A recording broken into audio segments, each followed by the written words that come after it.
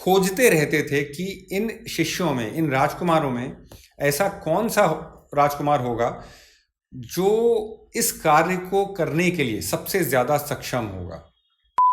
तो वो क्या करते थे कि बाकी राजकुमारों को तो बहुत ही छोटे मुंह का बर्तन देते थे जिसको भरने में उनको ज्यादा समय लगे, और अश्वत्थामा को बड़े मुंह का बर्तन देते थे जिससे अश्वत्थामा जल्दी से उसको पूरा भर के इनके पास आ सके, और द्रोण को अश्वत्थामा के साथ अतिरिक्त समय मिल सके जिसमें वो उसको अतिरिक्त शिक्षा दे सकते थे। और ऐसा कर रहे थे द्रोण। कर्ण को बड़ा क्रोध भी आया, दुख भी हुआ कि उसको लगा ये समानता की बात नहीं है। उसने कहा होना तो ये चाहिए कि अगर मेरे अंदर योग्यता है तो भले ही मैं राजकुल का नहीं हूं तो भी मुझे अवसर प्रदान किया जाना चाहिए। वैदिक यात्रा में आप सभी का पुनः बहुत बहुत अभिनंदन, बहुत बहुत स्वागत। अपनी यात्रा में हम और आगे बढ़ते हैं। द्रोणाचार्य का ये पद स्वीकार करना और हस्तिनापुर में राजमहल में आकर के रहना अपने आप में बड़ी ये अद्भुत बात थी, क्योंकि इसके पहले तक ऐसा कोई उदाहरण नहीं था जहां पर गुरु आ करके अपने शिष्यों को शिक्षा प्रदान करता है। शिष्यों को, चाहे वो राजकुमारी क्यों ना हो, अवतार ही क्यों ना रहे हों, चाहे वो कृष्ण हो या राम हो या कोई भी राजकुमार हो, क्षत्रिय हो, उनको गुरुकुल में ही जाना पड़ता था। ऐसी परंपरा थी।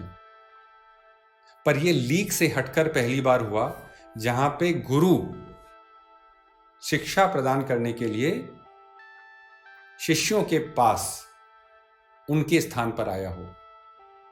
अपने आप में ये पहली बात थी। समय बीतता गया और द्रोणाचार्य ने पांडवों को, कौरवों को हर प्रकार की शिक्षा, वेदों की, शास्त्रों की, शस्त्रों की, अस्त्रों की, समस्त शिक्षा उनको प्रदान की। द्रोणाचार्य के मन में हमेशा ये बात रहती थी कि उनका मूल उद्देश्य जो है वो द्रुपद से बदला लेना है किसी भी प्रकार से। और इसी वजह से शायद वो खोजते रहते थे कि इन शिष्यों में, इन राजकुमारों में ऐसा कौन सा राजकुमार होगा जो इस कार्य को करने के लिए सबसे ज्यादा सक्षम होगा। और अंततः उन्होंने इस कार्य के लिए चुनाव किया मन ही मन अर्जुन का। अर्जुन उनका प्रिय शिष्य बना क्योंकि अर्जुन को अस्त्रों में, शस्त्रों में, समस्त प्रकार की विद्याओं में विलक्षण महारत हासिल थी। कोई भी अर्जुन के आसपास भी नहीं टिक पाता था। इन राजकुमारों के साथ साथ द्रोण अपने पुत्र अश्वत्थामा को भी शिक्षा दिया करते थे, और वो अश्वत्थामा को भी बहुत ही पराक्रमी, बहुत ही शूरवीर बनाना चाहते थे। और उनके मन में ऐसा था कि अश्वत्थामा के बराबर का पराक्रमी योद्धा शायद कोई दूसरा ना बने। गुरु को अपने सारे शिष्यों को एक समान दृष्टि से देखना चाहिए, परंतु द्रोण ऐसे नहीं थे। द्रोण शायद भेदभाव भी करते थे अपने शिष्यों में, और वो मन ही मन ये भी चाहते थे कि अश्वत्थामा के पास जो शिक्षा प्राप्त हो, अश्वत्थामा को जो शिक्षा प्राप्त हो, वो बाकी राजकुमारों से ज्यादा उच्च कोटि की हो।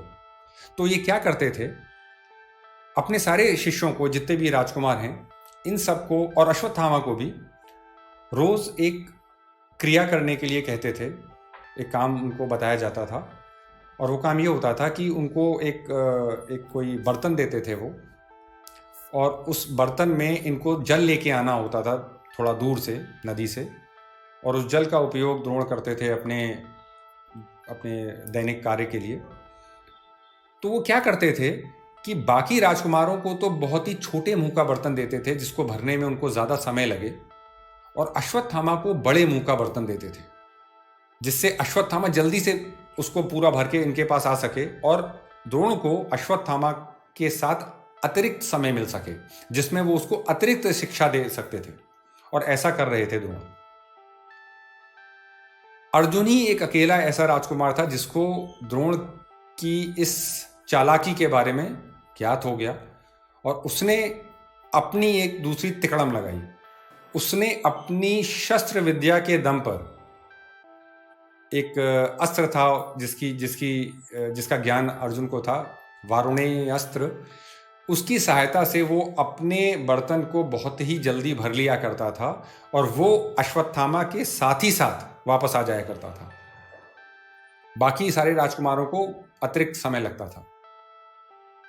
द्रोण को जब ऐसा पता चला कि अर्जुन अपनी पौरुष, अपनी पराक्रम के बल पर ये कर पा रहा है, तो उनको अर्जुन और भी ज्यादा प्रिय हो गया और उन्होंने अर्जुन पर विशेष ध्यान देना शुरू किया, उसको विशेष शिक्षा भी उपलब्ध कराना शुरू करी।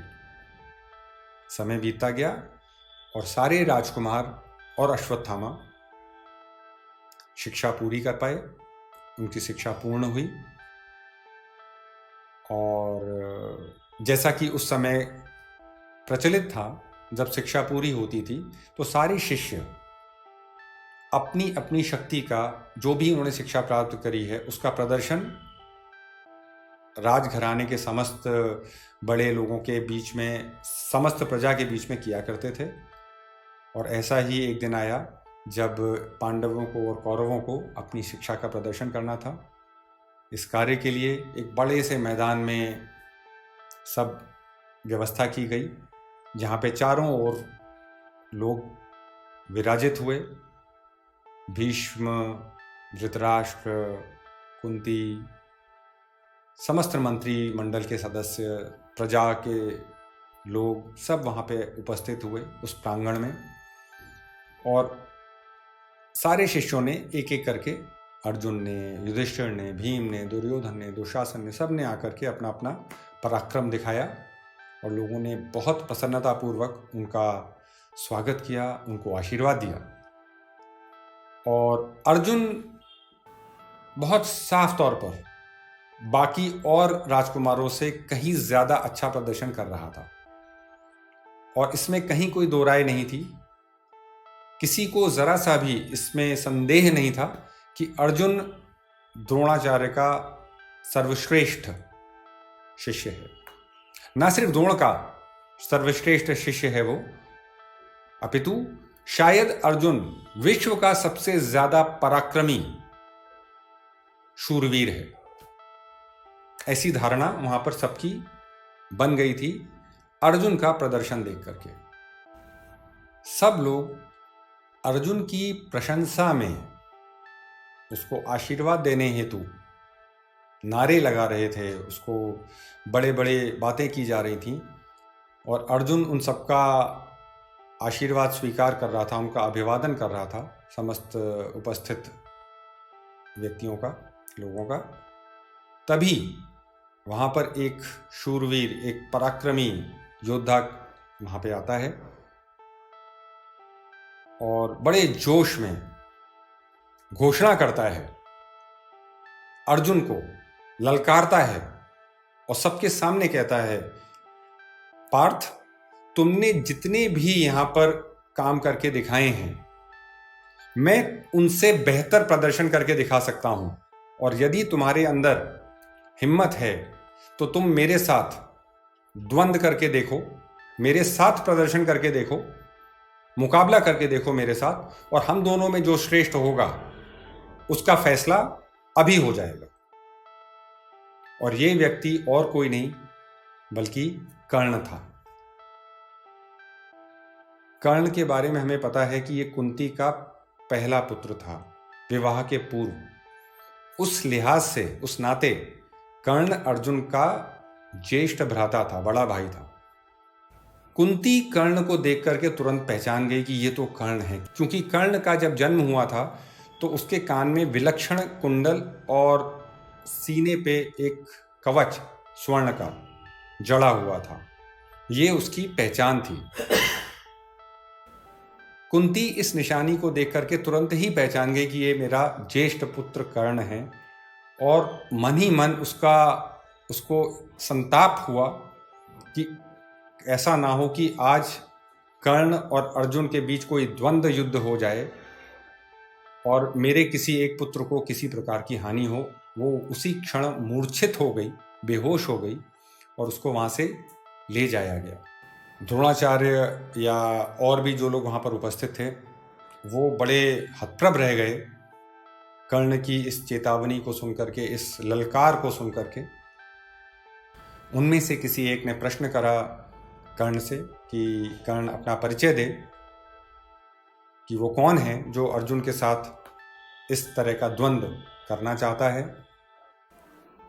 कर्ण ने अपना परिचय दिया तो उसके परिचय में कहीं पर भी ये नहीं था कि वो कहीं का राजा या राजकुमार हो। कृपाचार्य कुलगुरु थे हस्तिनापुर के राजघराने के। उन्होंने तुरंत खड़े होकर के वहाँ पर बोला कि यदि कर्ण कहीं का राजकुमार या राजा नहीं है तो उसको अधिकार नहीं है अर्जुन के साथ द्वंद्व करने का या अर्जुन के साथ उस प्रतियोगिता में हिस्सा लेने का। एक राजकुमार के साथ एक राजकुमार ही प्रतिस्पर्धा कर सकता है, ऐसी परंपरा थी।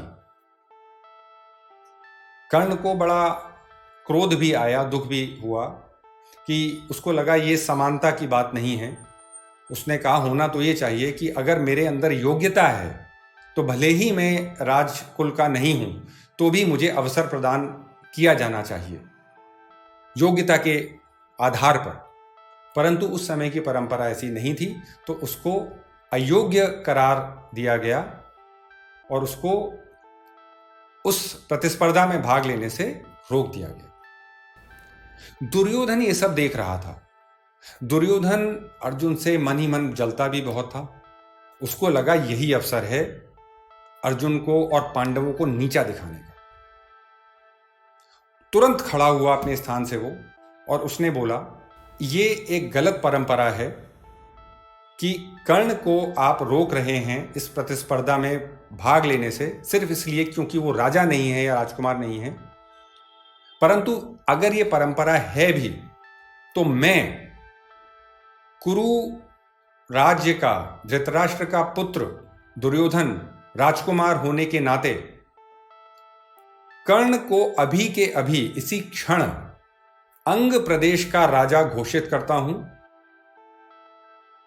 जिससे अब कर्ण एक साधारण मनुष्य नहीं रह जाता है बल्कि वो एक राज्य का राजा बन जाता है और इसलिए अब वो अधिकारी बन जाता है इस प्रतियोगिता में भाग लेने का। दुर्योधन ने उसी क्षण आनन फानन में कर्ण का अभिषेक किया, उसको मुकुट पहनाया और अंग प्रदेश का राजा घोषित किया और गले लगाया। यहां से आरंभ होती है मित्रता कर्ण और दुर्योधन की, जो कर्ण के और दुर्योधन के अंतिम समय तक चली। ये मित्रता किसी भी वजह से कोई भी तोड़ नहीं पाया। अब ये सही थी या गलत थी ये चर्चा का विषय नहीं है, परंतु कर्ण की और दुर्योधन की मित्रता आरंभ यहां से हुई। अब कर्ण और अर्जुन के बीच में जो प्रतिस्पर्धा होनी थी इसमें किसी तरह की कोई अड़चन शेष नहीं रह गई थी और होने ही वाली थी शुरू कि तभी वहां पर एक व्यक्ति उस अखाड़े में उस मैदान में आता है जिसको देख करके कर्ण उसके पैरों में गिर जाता है, उसको गले लगा लेता है। कौन था ये व्यक्ति? ये व्यक्ति कर्ण के पिता थे, जिन्होंने कर्ण को जन्म तो जरूर नहीं दिया था परंतु कर्ण को पाला था, अधिरथ। जैसे ही वहां पे उपस्थित लोगों को पता चला कि कर्ण सूत पुत्र है, अधिरथ का पुत्र है, कृपाचार्य अपने स्थान पर खड़े हुए और उन्होंने उस समय तत्क्षण ये घोषणा करी कि कर्ण एक सूत पुत्र है और सूत पुत्र होने के नाते भले ही वो अंग प्रदेश का राजा क्यों ना हो गया हो, परंतु सूत पुत्र होने के नाते उसका अर्जुन के साथ किसी प्रकार का कोई मुकाबला नहीं किया जा सकता और इसलिए ये प्रतियोगिता वहीं समाप्त तो होती है। उन्होंने घोषणा कर दी और कर्ण वापस दुर्योधन के पास आ गया बिना अर्जुन के सामने अपने शक्ति का प्रदर्शन किए। बाकी सारे राजकुमार भी अपने अपने खेमों में लौट गए और वो सभा संपन्न हुई। इस प्रकार पांडवों की कौरवों की शिक्षा समाप्त हुई, संपन्न हुई और अब समय आया गुरु दक्षिणा का। इसके बारे में विस्तार से चर्चा हम आने वाले समय में करेंगे।